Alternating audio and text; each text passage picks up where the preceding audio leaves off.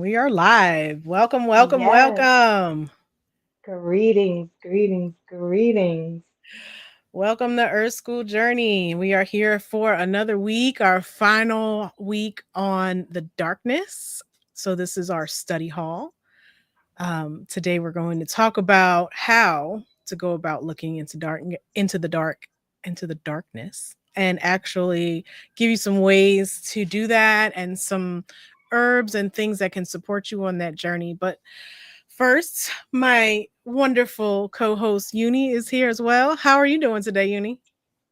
I'm doing so good, Umi Steph. I'm doing so good. I can't complain. How you doing? I'm good. I'm good. I got the food started and getting everything ready, cut, chopped, ready for tomorrow. We should pretty much have everything cooked or almost cooked tonight so that tomorrow morning flows pretty good. So I'm doing well. I'm doing well. Um, that's so awesome to hear. I'm so happy to hear that. I kind of got started myself. I made some homemade broths and did a little bit of chopping, a little bit of prepping, but I'll do the majority of it tomorrow. But definitely making it easier on myself for sure. It sounds like you're doing the same. Yes. I'm trying to pre cook anything that I can be pre cooked. I'm going to put Yeah, that turkey in overnight and yeah. sounds good. Yep. So here we are, our final week in the darkness. And, you pointed out to me the other day that we haven't asked this question in a while. And I feel like this is the month that, like, it really needs to be asked. So, how is Earth School going for you this month? Look, I wasn't expecting to be hit with it, but I'm ready. This month has been so full of lessons. Like we talked about early in the month, we're in Mercury retrograde. You know what I mean? We have so many other signs and planets, rather, signs and planets in retrograde. And it's really been a time of going deep within, you know what I mean? A time of, being honest with Mhm. myself and a time of, really releasing and letting things go so that I can make room and space for so much more, you know what I mean? Instead of Yeah. staying stuck in the same, cycles and patterns. So, Earth School has been going absolutely amazing. I feel like I'm getting some lessons in here. I'm learning some things, and so I'm really grateful for that. How about Yeah. you? How's the Earth School been going for you? It's been a bumpy ride, but I'm not complaining. I That's knew when we started out on this month that it was going to take courage to look into the darkness. So I was prepared in a way, but also not prepared for what was coming up. And I had a really big realization, and I told you about this. Like, I just had this realization, and I had to text you and be like, "Oh my god, I just realized that, like, I have this habit of, I don't it'll be perfectly daylight and I'm doing things and moving around and whatever. And then, like, the sun will go down and I won't realize that the sun has gone down or that there's no longer any light. And I'll just be moving around in the dark and I don't realize it. And things get harder to do because you can't see. So I'm maybe trying to find something or look for something, or I'm working on something, you know, anything. I could be writing, I could be reading, I could be crocheting, I could be cooking, whatever. And it gets dark and it's getting harder and I'm like really trying really hard to do this thing and I'm like, "Wait a minute. The light's off." And I have to turn the light on, right?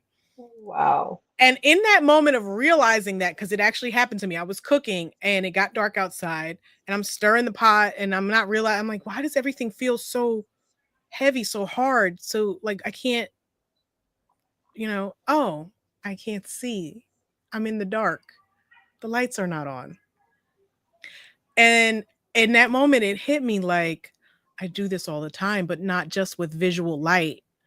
Like, I will switch into operating from ego, operating from, and not realize it And instead of turning the light on and starting to operate in light, I'll feel guilty.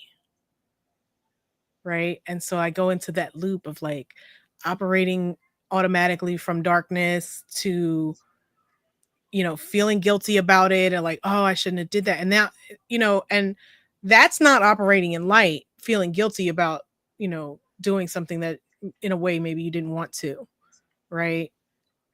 So I get in that loop and I forget that, you can just operate in the light. You can just, turn the light on and be the light and bring that light, and you don't have to beat yourself up over it, and you don't have to, you just have to remember to turn on the light when you're triggered and you react in a way that is from ego and it's not in your best self. You can fix it. You can just change the way you're doing it, right? And I was like, it was such a realization to me that I was like, oh my gosh, I really do this all the time. Like, I will react to some trigger and I'll react badly in a way that I'm not proud of, right? And rather than just switch on the light, I will beat myself up, and you know what I mean? And so it's not getting easier because I haven't turned the light on. I'm just Mm. going, I don't know what's wrong. Why is this? Why do I keep doing this? Why is this? You know what I mean? It's like like when I was in the kitchen and I go, why is it so hard to yeah, turn the light on? Wow. And so I had a really great realization. I knew that this month was going to be a big one, and because we were doing such a deep topic, and Earth School has really been showing me some things. And while it's been a bumpy ride, like it's definitely been work that needed to be done. It's been realizations that needed to be had. So yeah, that's how it's been going. That is amazing. When you listen, for you to explain that in that way, first of all, you did amazing. I want to say, like, when you first shared it with me, I was just like, wow, like, my first thought was, I would go back to childhood. Did you do a lot of things in the dark as a child? I know a lot of us who grew up with like older, maybe grandparents or older parents, parental figures. They were always shutting the lights off, like turn those lights off. They're keeping for a lot of different reasons. It kept the house cool. You know what I mean, in the summertime, and then also, throughout the year, of course, you saving electricity, saving on their bill, and so on and so forth. And so my first thought was like, did you spend a lot of time in the dark as a kid? Like were you in one of those houses that was kind of like always dark? And you were like, yeah, like, and you don't realize that Mhm.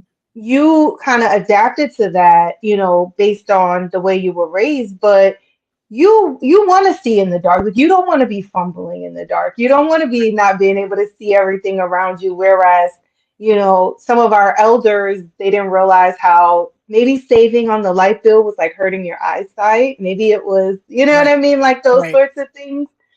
And so it's just so great that you came to that realization, and especially during this time, like when I saw that, I was like, yo, like that is crazy. Like I never knew that, you know what I mean? And so for you to observe that, and obviously you didn't know it either because it Nope. just dawned on you. So for you to observe that about yourself and to, consciously make that effort and change and say, oh, this is what it is. And there's so much, there's so layered, you know what I mean? You talked about how it tied into your astrological chart Hmm. and all of that stuff. So it's just so many layers. So I'm just glad to hear that, these lessons are coming through for you too. And, we're able to share them with the collective so that maybe, I'm sure there's somebody else who find themselves in the dark and they don't realize it, that they could Right. just flip the switch, like just turn the light on. Yep. Yep. That's Yeah. funny.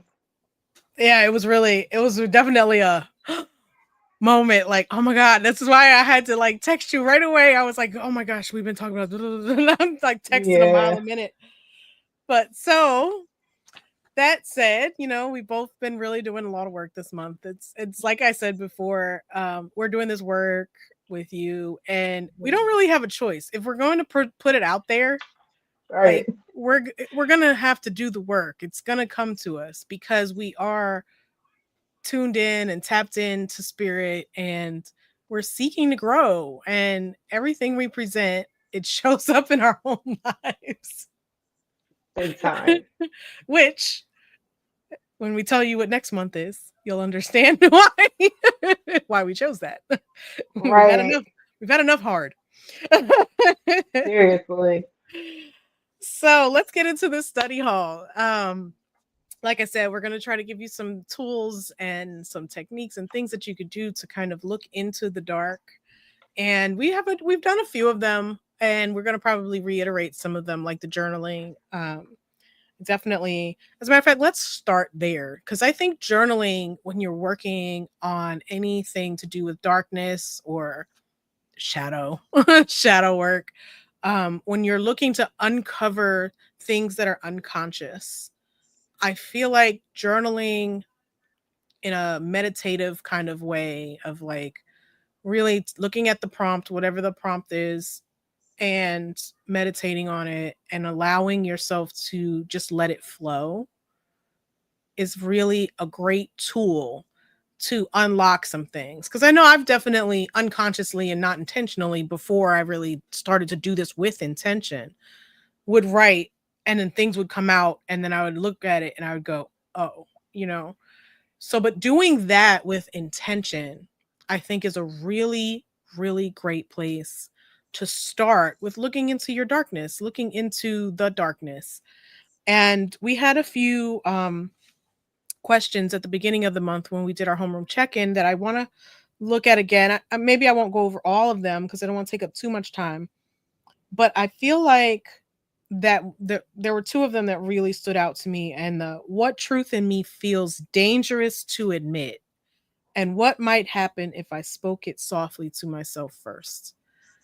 That question, I feel like, even just the first part of it, what truth in me feels dangerous to admit, and admitting it first to your journal, to a safe space where you can unpack it, because depending on your situation, it may be dangerous to admit, you know. It may not. It may just feel that way. Or it may have been at one time, and so now you have this attachment to it.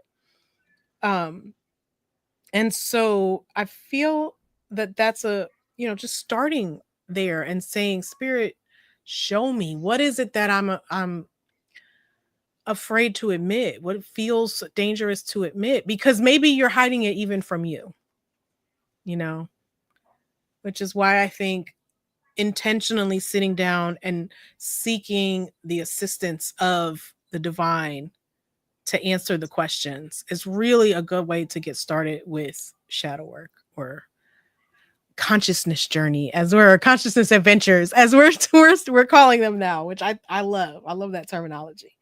But it really is an adventure. You're going to learn some things, you're going to find some things, you're going to have some hills and mountains and valleys. Is there anything you wanted to add about journaling, or that question?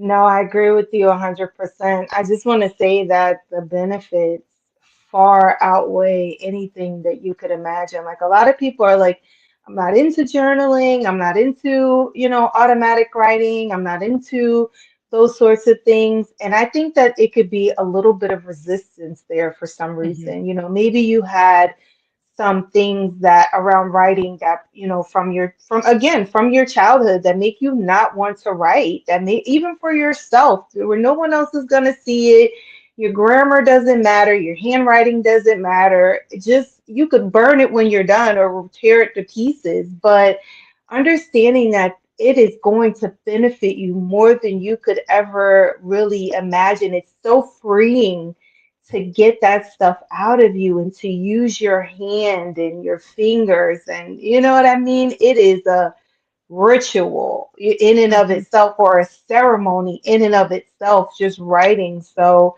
in addition to what you said, that's all I would add is that if you have any blockages, try to, work through them, even if you're like, okay, after I write it, I'm going to rip it up. So if you have some sort of, because it may be dangerous to admit to yourself that you don't feel comfortable with your writing, or however it relates to this question, you know what I'm saying? Like that Mhm. could be what it is, that you're not a good writer per se, you know what I Right. mean?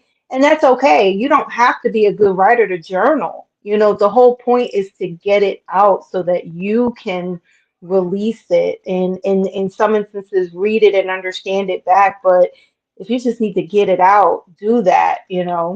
Right. Yeah. No, I love that you added that. I think what you said about burning it is a great idea, turning it into a ceremony, a ritual. Particularly, if it is something you do feel unsafe to admit that you end up coming up with, but just getting it out on paper and seeing it may be the first step to taking whatever actions to heal it, because now you can look at it, you can see it, and burning it, it's a way to give it back, give it, release it, allow spirit to handle it, to take it off of your plate, to just get rid of it. It's also a way to hide your evidence. Look, are we still in Scorpio season? What's you talking about I hiding think evidence over I think there? we may be in Sag season. I don't know. But That's so funny. just, it's just, I can remember a time where journaling to me felt very unsafe, because just in and of itself, not anything specific that I was, talking about, but just journaling felt unsafe because as a child, as a teenager, my journal was read and things that were read were used against me. And so I'm sure there are Hmm. lots of people, particularly in our generation, where parents did not believe in privacy whatsoever, you know, Hmm. where you may have had that invaded, and now it may feel unsafe to even write. So it may not even be just what you're admitting to yourself, but also the very act of doing that journaling that may feel unsafe. And if so, I think burning it is a great way to go about, you know, to just and not do it as like out of fear, but to do it ritualistically, to include it in the ritual, to say, I am going to allow this to bubble up, to come up. I'm going to write it down, and then I'm going to release it. I think that's a great practice that you can start, and that will be an initial way for you to start moving towards doing that deeper work. And you never know what it's going to move spiritually. You never know what mountains can be moved just by having the faith to start looking. And that's it. Just Right. start looking, you know. Um and so um I think I'm just going to leave it at that with the journaling, because I don't want to take up too much time. There were two other questions from week 1. If you're interested in those, you can go back. We also have some shorts up that have the journal prompts that you may out as well with those original journal prompts. Okay. Um the next thing that I have on my list is basically, we talked about this in the month of September. We talked about spiritual hygiene. And do you want to comment on spiritual hygiene and why that is a great thing to focus on when you're doing this kind of deep consciousness work? Yes, absolutely. Thank you. I really can't stress the benefits of spiritual hygiene. We think about, physical hygiene, of course, it's so important, like it's something it's easily detectable by most people. And, a bad smell, dirty clothes, or, a dirty body. There's just so many different, physical and easily recognizable examples of physical hygiene, you know but when it comes to spiritual hygiene, not a lot of times do we understand how we are affected by spiritual hygiene or a lack thereof. You know what I mean? There's so I knew Owen was gonna find his way. He's so funny. But not a lot of times do we realize how much we are affected by a lack of spiritual hygiene. I feel like it shows up in a lot of ways. It shows up in how we speak to each other, how we treat each other, how we treat ourselves first and foremost is going Mhm. to be how we treat other people. So if we are not, taking the time to cleanse ourselves emotionally, and really everything that we're going to talk about tonight is really spiritual hygiene. So I kind of don't want to go into like too many Right. examples because I feel like it's going to kind of like take away from the rest of the conversation. Mhm. But I do want to say that having a consistent spiritual hygiene practice is going to keep you up in high vibrations. What is high vibrations going to do? It's not only going to quickly attract good, healthy, and aligned things to you, it's also going to keep things that are not for you away from you. Right. You know what I mean? It's going to make it so that you don't necessarily connect with people, places, and things that are not for you, and find yourself with, as we talked about last month, these unconscious results, getting these results, and you're like, where, how did I get here? You know what I Right. mean? How did I end up here? You ended up there because you were not practicing your spiritual hygiene. You didn't realize that you were not necessarily in alignment with your true self, living in high vibration and authenticity. And so Mhm. you found yourself in places that were not in alignment with who you truly were or who you truly are. You know what I'm saying? Right. So for the spiritual hygiene conversation, I just want to say that, and just letting it be known that I can't stress enough how your spiritual hygiene may be different from mine. You know what I mean? Like Mhm. again, we're gonna list a lot of different, tools and practices for spiritual hygiene um as we go on throughout this broadcast, but it's okay for you to cultivate your own practice. Does water work for you? Does fire work for you? Does journaling work for you? You know what I mean? What works for you? Lean into the things that keep your head and your heart clear, keep your heart as light Mhm. as a feather, keep you feeling good about yourself and your life, and help you to really attract the best things for you. So Right. I'll leave it at that with the spiritual hygiene, and you can add on as well, Umi, if you have anything. Yeah, I think you touched on the most important thing is that with spiritual hygiene, the important thing is consistency. And, it's like your daily regular hygiene. You do things every day. You brush your teeth, you maybe take a shower, you wash your face, you have those things that you do. But like, you don't deep condition your hair every day. And, so that might be when you're doing a different practice that's above and beyond your normal practices, and you're digging deeper, or you're going in a different direction, or you're trying something new. You know what I mean? Maybe you get a pedicure. That's a hygiene thing too, or you're doing something different. It's the same thing with your spiritual hygiene, where you have that consistent practice of whatever your practice is.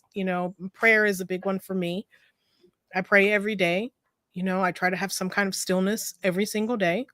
And those are my two main big spiritual practices.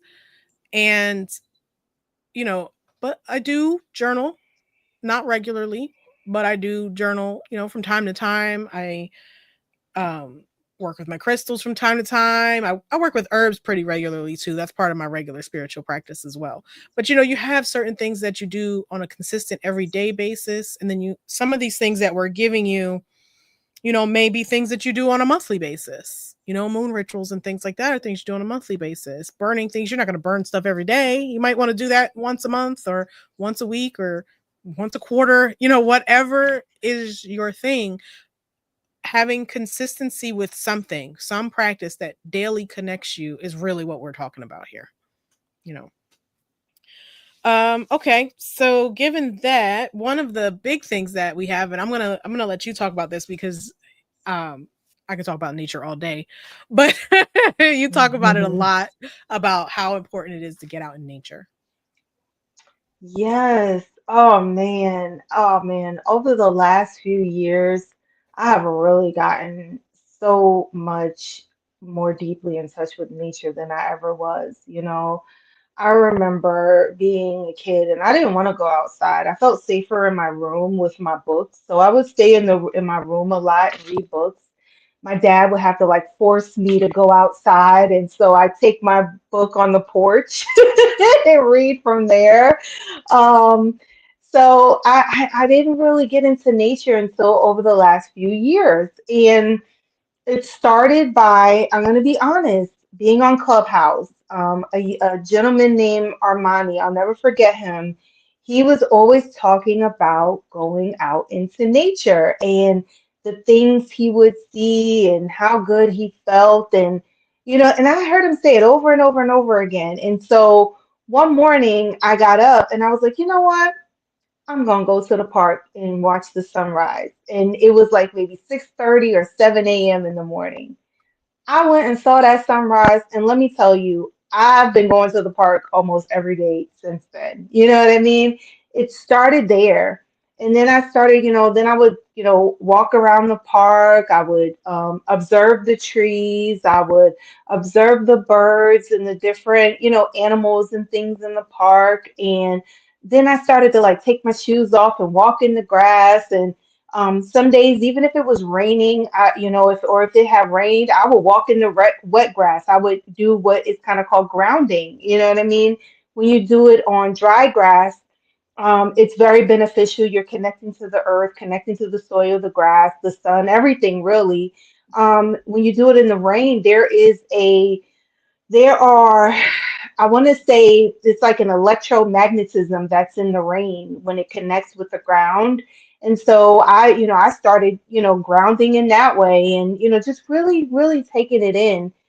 And the way that it made me feel was just, it brought me so much back into my body. I have felt so disconnected from myself for so long. I escaped in a lot of different ways through books, escape through, when I was younger, partying and drinking, in my late teens, early 20s and things like that, relationships, all those kinds of things I escaped. But going out into nature brought me back home to myself in a different way that I hadn't been before, you know.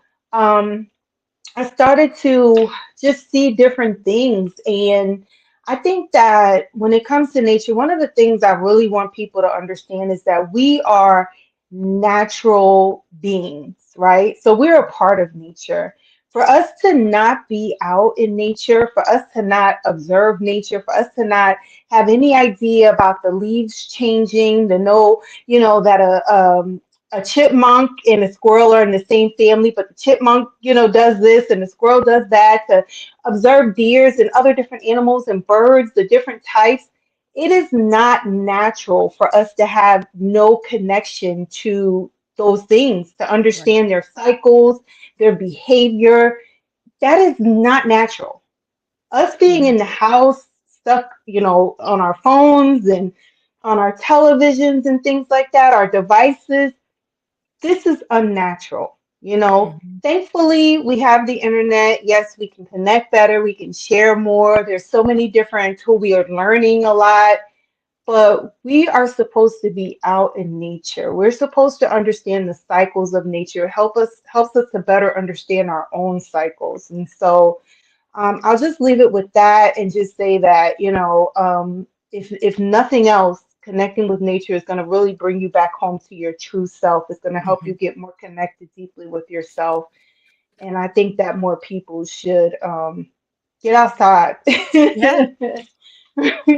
Yeah. Yeah. No, I feel like when you're doing this kind of work, this deep looking into the darkness, into your own darkness, into the darkness around you, that going out into nature, particularly in the sunshine, when you're dealing with heavy stuff, that sunshine, being in the sun, grounding, as you said, earthing, and really reconnecting, it really does a lot to lift your spirit, to keep your vibration high, to release, anything that's, and it also helps with kind of embodying. So you are able to take a moment to connect with nature. It helps you to connect with self, And so, yeah, that is definitely one that I feel like can be really beneficial when you're dealing with a lot of heavy stuff, because your instinct when you're dealing with, when you're depressed, when you're sad, when you're whatever, is to hide inside, right? And so Yes. going outside and getting some sunlight is really, what you need. And I can't remember where I heard it from. Maybe it was you that told me. I can't remember.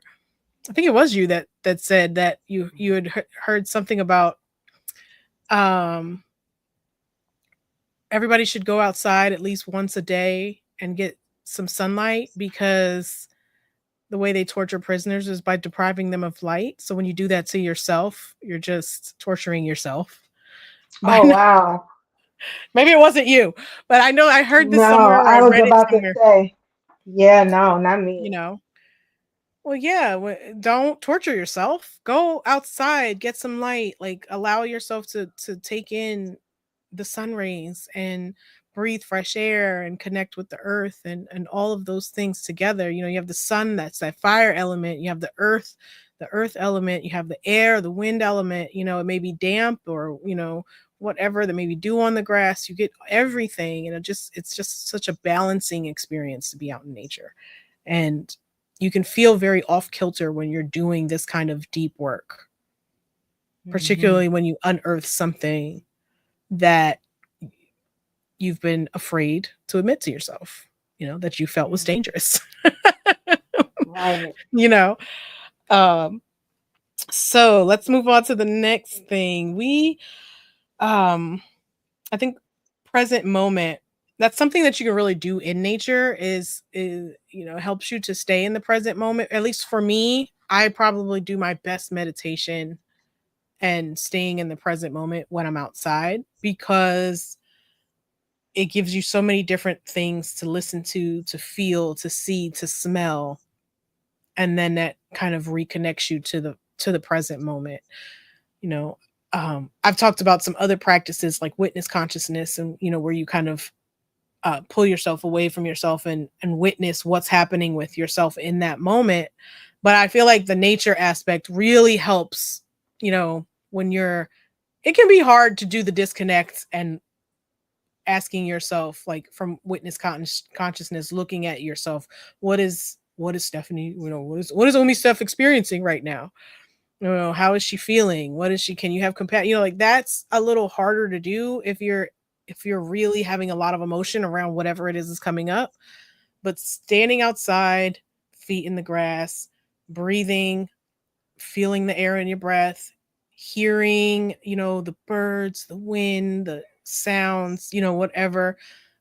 When you breathe in, you smell the air, like all of those things help to calm your nervous system, to bring it back to, you know, so staying in that moment and not thinking about, oh my god, what's going to happen since I know this, or oh my god, what have I done in the past, and you're not in the past and you're not in the future, but you're right here right now, listening and hearing and feeling the safety that you have in that moment. And so I think that's all I have to say about present moment. I don't know if there's anything you want to add to that. Yeah, just to reiterate what I said earlier about paying attention to nature, if you're, paying attention to the birds, flying and maybe the ducks in the water, or you're watching the trees blow in the wind, or you're observing the deer or the, whatever, the squirrels and things of that nature. It's also a little hard to think about, how so and so hurt you, or think about the things that you've been through in the past and worry about the things of the future. You know what I mean? Mhm. When you are observing nature in the present, it helps you to be present. You know what I mean? It helps you to kind of take a step away from those thoughts, so in addition to silence and stillness, like really observing helps you be present. I think one of the things they teach with people who get panic and anxiety attacks is to, observe three things that they see, two things that they smell, one thing, they have them do that whole thing, or I don't know the details of it, but I think y'all know what I'm talking about. Mhm. So it helps you, it brings you in the moment when you're actually watching. Like when I go out and I see like geese or seagulls flying, I count how many it is. I'm like, oh, there's five seagulls. Oh, there's six geese. You know what I mean? I do that to help me to kind of like really pay attention to the present moment on a deeper level.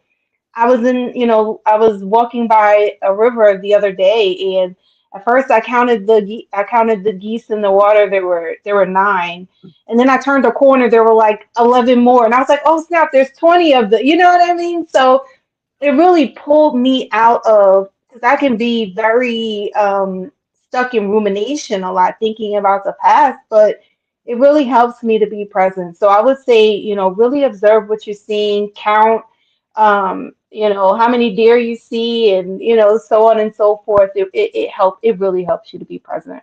Mhm. Yeah. Okay. Let's see. What do I have next? Cord cutting. Cord cutting. So cord cutting may be something that a lot of people are not familiar with. I know it's something that I would say in the last 4 or 5 years have come to know anything about. And I really think that when you're doing this kind of work, it's especially if it's the first time you're doing this kind of work, this deep, digging into the darkness, digging into things that you've been hiding from yourself, uncovering. As you uncover things, you may uncover some toxic relationships, even relationships that are no longer, currently active in your life, past relationships and things like that, that still have a hold on you right now in the present moment, so that even if they are relationships that are, oh, I had a friend, and that relationship went bad, and now you're operating in all your friendships, negatively or in a certain way with fear because of something that happened a while ago. Could be an ex, it could be a family member, it could be, anything. It could be several people, you know, and you may, because usually it's a domino effect. You have it once when you're younger, and then, it continues to show up, and then each person does a little more damage than the last. And so you may have several people who you need to release and let go of. And I learned about doing cord cutting ceremonies, and there's various ways that you can go about doing them.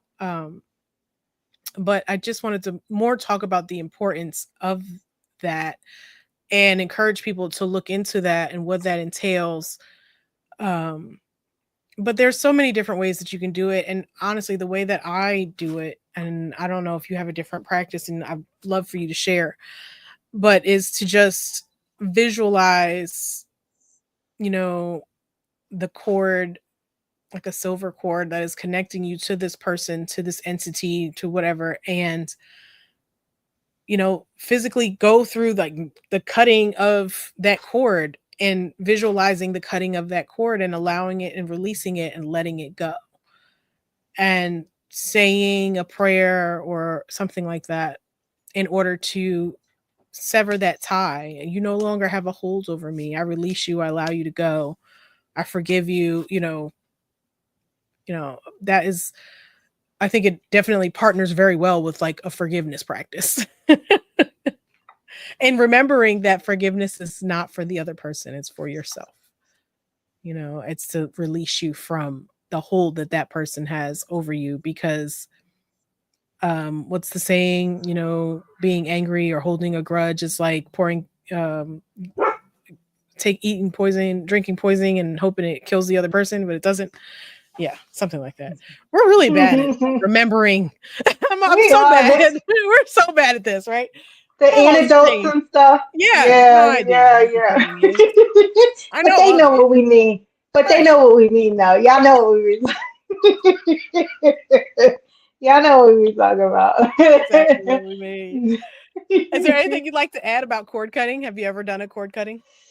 I have done some cord cutting, and I don't know. Like I've definitely had some teachers who have talked about different cord cutting rituals. I had one teacher who taught us explicitly how to cut cords, similar to what you said.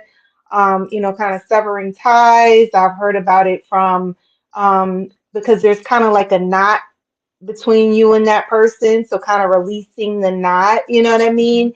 And not necessarily cutting the cord because, maybe that's not the best thing to do always. You know what I mean? So I've definitely heard of some different things. I would say the times that I have done cord cutting, I feel like they were helpful, but for me, I do a lot of releasing through like baths and things like that. You know what I mean? I love to and even showers. I love to imagine like the water washing over me and washing, whatever it was away and down the drain. You know what I Mhm. mean? Even taking baths, I love to immerse myself in the water with different herbs that help to release, and then just watching them, watching the water drain down. And as I do that, I'm imagining releasing whatever it is, or you know what I mean? So Mhm. that's more often the way that I've done it versus actually cutting cords. So yeah. Yeah. Um, I've done cord cuttings in the way that I described. I have also, if you've ever read the book Sacred Contracts by Caroline Miss, she has like a prayer where when you realize that the contract you have with a certain person is for you to learn a lesson by them hurting you, and I'm going to paraphrase, and I encourage people to actually look this up, or look up the book if you're interested in learning more. But she says, thank you. You have honored your contract, our contract. I release you from it. We are, like I've got the lesson. Thank you. You can go on your way now. And I've always thought that like, and it's a very loving, kind of prayer, but it's releasing them and saying, thank you. You did your job. You came here. You taught me the thing. Whatever the thing was, you taught me the thing. I learned to be strong. I learned to stand up for myself. I learned to whatever, and honoring, the contracts, and then allowing them to be released from it. I release you, I release myself. This contract is done. It's over. So that's just another version of kind of cord cutting. Um, and baths was something that was next to Oh, talk about. sorry. No, that's great. I'm glad you already brought it up because baths are huge when you're really trying to, feel you. I mean, like, if you've ever been depressed and you sat in the house and in the bed for days on end because you're just sad and depressed or whatever the case is, and you're really in it, that bath, that bath can change everything. A shower, a bath, just using the water and allowing the water to wash everything away. And to think, you do it as a part of just regular hygiene when you're, depressed and you're not conscious. But when you're doing it consciously with intention and you step into the water and ask it to take things away, it's so Hmm. much more powerful. It's so much more um refreshing and rejuvenating to allow and ask the water, because it will do what you ask it to do. It will take things away that need to be taken away. And it knows what needs to go. So it's just, I'm glad that you did mention the bath, because that was, like I said, it was the next thing that I wanted to talk about. And um there's also like different herbs and things that you can use to assist you. Like you mentioned, there are like some of the like tribes and things in Central America and South America. They do like a sweet bath and a bitter bath, and there are different rituals in which you'll, do the sweet bath one day, the bitter bath the next day, and the sweet bath kind of calls in sweetness, while the bitter bath kind of like, releases things, and you do them alternatingly. And I always encourage people to go do your research if you want to find out about some of these other practices. But there's so many different ways that you can incorporate, herbs and just intention into just your regular bath process.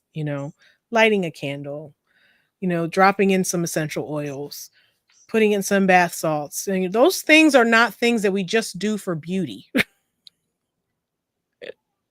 Those are not just beauty rituals. They are rejuvenation rituals. And, I think we've allowed society to trick us into thinking that it's luxury to sit in Yes. a bath with, you know, with salts and herbs and, oh, it's so luxurious. No, it's not about luxury. We've been tricked into believing that it's luxury, but it's not a luxury. It's a necessity. You need to release, you need to relax, you need to allow all of this to just be taken away and washed away. And so I think that that is really a powerful thing that you mentioned, just working with water as an element. Which leads me to my next thing, which I'm going to kind of turn it over to you because you wanted to talk a little bit about working with the different elements and how you can do that when you're doing your consciousness work. Yes, thank you so much. I have definitely learned that it is extremely helpful to work with the different elements. I went through Queen of Foods, Sacred Woman training, and I learned from her explicitly through one of our prayers is praying for the Most High to teach us how to heal with the elements, with air, fire, water, and earth. And, as I said this prayer, like I mean, it's so amazing because I would say this prayer like day after day, you know what I mean? For months on end. Our Sacred Woman initiation is 12 weeks, and then I went through practitioner training. That was another 3 months. And then I went through, I did yoga with her, so many different things. And so I would pray this prayer every day to help me to get into the mindset of learning how to heal with the elements. And one of the things I was reminded of was like previously, prior to going through the spiritual initiation with Queen Afua, one of my other teachers, she taught us how to heal with the elements through the medicine wheel. And so what she said was, it was a training where we learned about our astrology, as well as how we could apply it to heal ourselves. And so she showed us how when you are a dominant sign or dominant element rather. So for example, I'm a Leo sun, but it doesn't necessarily mean that I have dominant Leo, excuse me, dominant fire in my chart, right? So I went on astro.com, I typed in my information, and I found out like where I was on, with regard to the elements. I have more fire, I do have more fire in my chart than anything. And so that's what she told us to do. Find out what your dominant element is. I'm like, okay, so I found out what my dominant element is. She said, your dominant element is how you are going to attract things to you. So for me, as a fire sign, when I want to attract things to me, I burn it. Some people, if they are on the opposite side, if they're an earth sign, maybe they're earth dominant. I think you might be earth dominant, or you have some prominent earth signs in your chart, right? I'm water dominant, but I do have some prominent earth. Yeah. Right? So, people who are earth dominant, they may burn things to release. You know what I mean? Or even people who are water dominant, they may burn to release too, because it's kind of opposite of fire in a way. You know what I mean? But whatever your dominant element is, that's what you draw to you. And whatever is the opposite of that on the medicine wheel, or whatever is, even what is not that. So for example, as a fire sign, I can draw to me through fire, but I may also draw in with wind, with air. You know what I mean? I may also release with air. I told you I go out on really windy days. Like I used to shy away from windy days, and now I'm just like, I just walk in the wind and I'm like, just take it all away. I surrender. I allow myself to release through working with the element of the wind. You know what I mean? And so it's one way to do it astrologically based on your chart, but it's another way to just do what feels good. You know what I mean? Like I said, Mhm. I also feel good releasing through using water, taking baths and showers. You know what I mean? For earth, I ground. I connect with the earth. It helps me get more attached and more in alignment and more grounded within myself.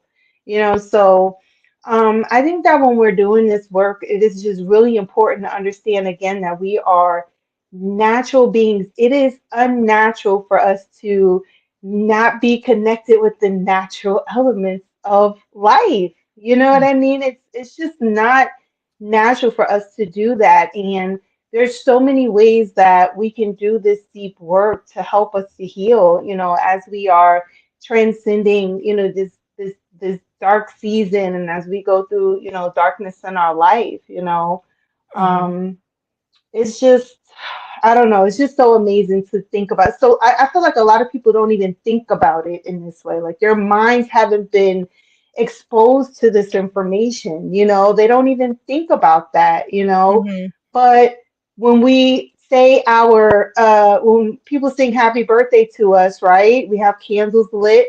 And what do? We make a wish, we blow out the candles. What do we do? We're using the fire element to draw to us, mhm. And so that's just one example how I feel like it shows up in everyday life. And I'm sure there's many more that if people really thought about it, they'd be like, wow, like it's kind of woven in a little bit, but we haven't really been exposed to it. Yeah, yeah. Yeah. Yeah, I think that's great. I never even thought about the singing happy birthday and the blowing out of the candles. I think what's missing from a lot of these rituals is that we don't, because we don't have the knowledge, we don't have the intention. And Hmm. intention really is like what's necessary is that consciousness, because it adds that conscious element of Hmm. I am doing this with intention, with trust, with knowledge that spirit is behind this. Spirit is in the midst of this. Its spirit is in the midst of this. I'm doing this with the intention. I am working with these elements, however it is, taking your bath, burning your journal, writing, whatever it is that you're doing it with intention and with knowledge that the higher power is there with you, is working on it with you, is doing the heavy lifting for you, you know? So yeah, I think there's so many things that we probably do that were rituals, like the baths that we were taught are not, necessary but are luxurious. Things like that, that because the intention was taken away from it and turned into something else, we don't even realize. Oh, well, this was a practice. This was a spiritual practice, akin to prayer. We still pray, right? But it's akin to prayer to do this ritualistic bath, to burn this fire in this ritualistic way. I mean, ritual is, I feel like we should have a whole month on talking about ritual, because ritual is what's missing from our lives. It really is. Rites of Yep. passage and rituals are really missing. Oh, Yeah. okay. Let's see. We have 8 minutes left. I still have so many things on this list. Okay, I'm gonna try to. We wanted to talk about herbs. So let's talk about herbs, and then we'll kind of talk about the diet and detox and self care. I kind of want to get into those three if we can. I don't know if we can do it in 7 minutes, but we can try. Um, so I'll turn it over to you to talk about some of the herbs. Maybe we'll only do like one or two instead of the five that we have here. Right. Right. Um, there's so many herbs out there. There's so many. Thankfully, we have knowledge of them. We have books on them. There's so much information on the internet.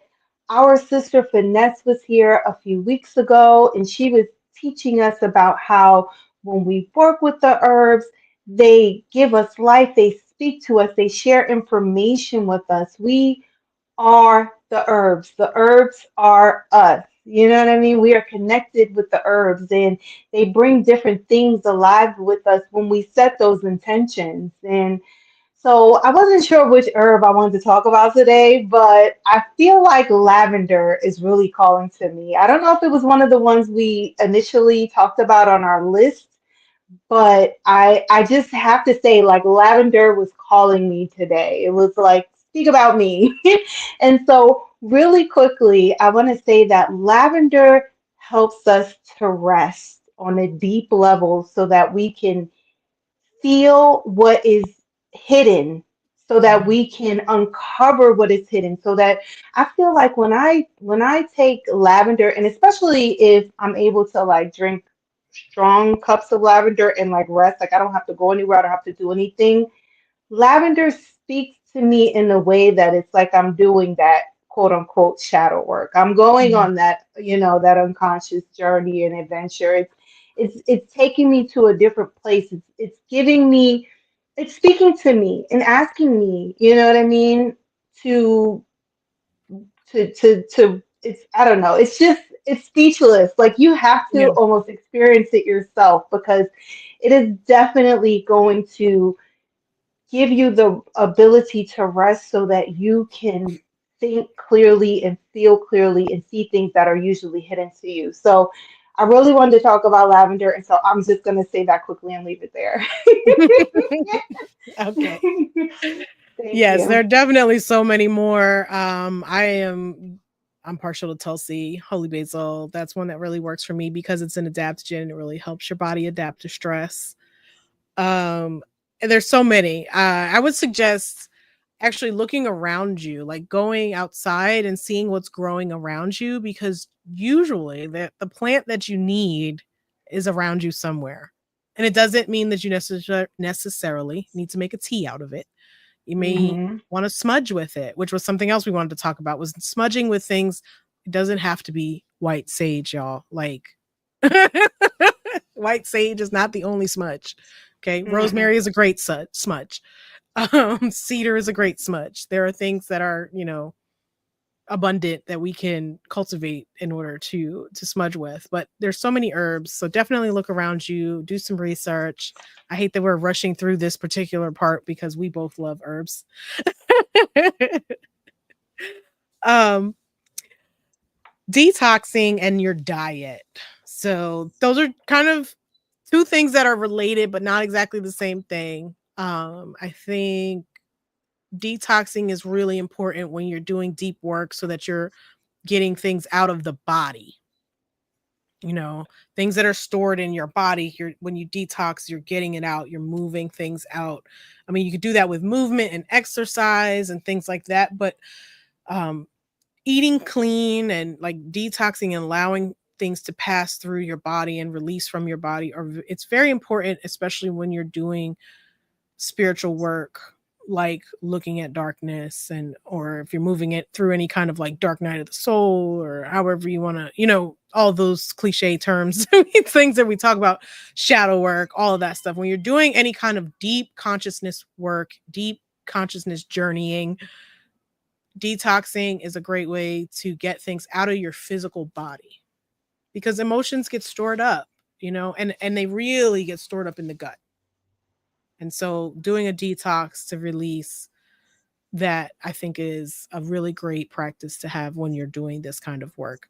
Not on a regular, like, really frequent basis, but on a regular basis, maybe monthly, maybe, in if you're really doing some deep stuff, you may need to do a little more frequent than that. But um really research it, really do your, you know, investigating, talk to your doctor if you need to. I always, I don't want to advise anybody to do anything that's going to hurt them. So, you know, do your research on your own, but look into the possibility of doing some sort of cleanse or detox to release things from your physical body. Is there anything you wanted to add? Yes, I have been hearing so much about fiber.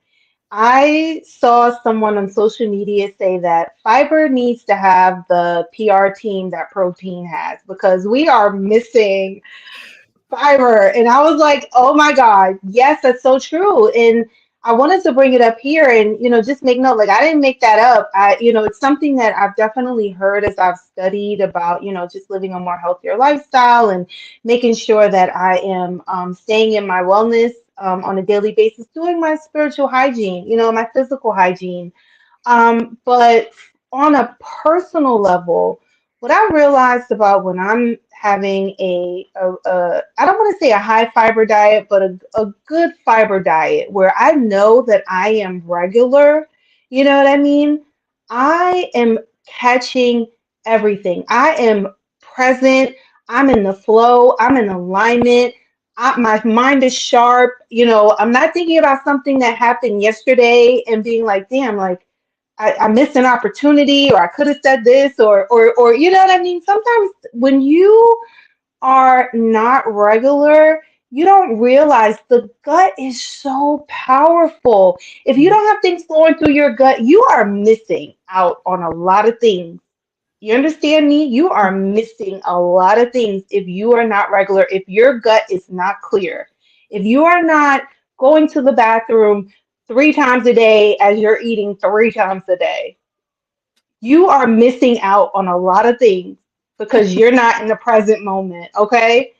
So I Yeah. wanted to say that I know time is short. And again, we are not doctors. I'm not even a nutritionist. I've studied nutrition, but definitely you got to do what works for you. That's why I wanted to make note that it's like everyone doesn't need a high fiber diet to be regular. You know what I mean? But maybe you need to increase your fiber, your intake, maybe, Mhm. or whatever the case. Maybe you need more water, hydration. But whatever it is, being regular is going to change your life. So I just Yeah. wanted to say that. Yes, yes, yes.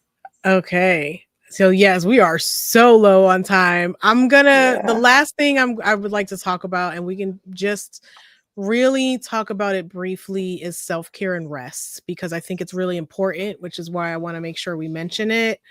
When you're doing any of this work, this deep work, you need to be resting on a regular basis and giving your body time to embody the things that you're finding out about yourself and that you're, bringing into your consciousness and making more aware. I got alarms going off over here telling me things. Okay. We're like, it's time. It's time. But yes, resting and really taking time for self-care. And a lot of the things, as you'll notice, that we mentioned are self-care things like baths and diet and, you know, just being out in nature. That's a self-care thing. I don't care what anybody says.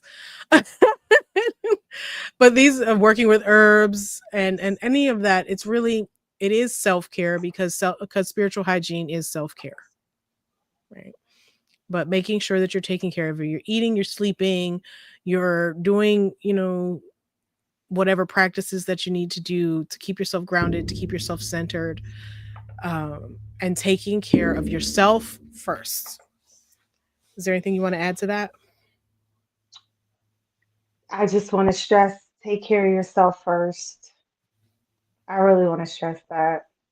Take Mhm. care of yourself first. You know, um, that's it. That's all I want to say.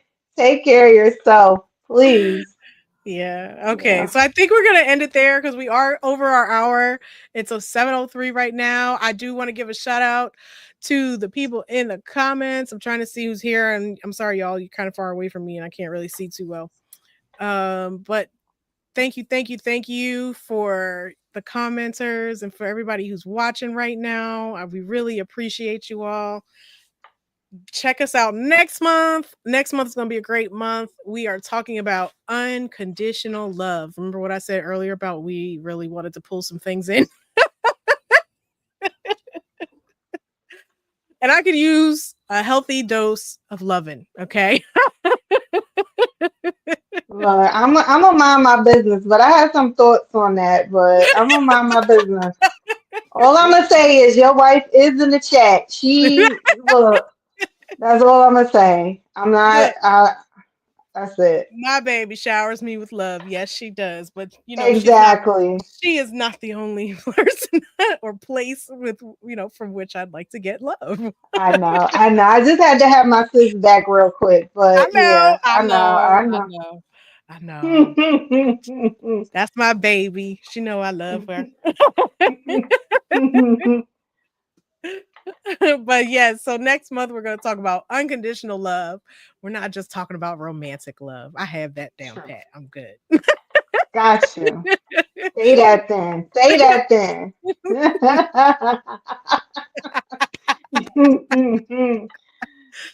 That's funny. So yes, join us next month. We're going to be talking about unconditional love.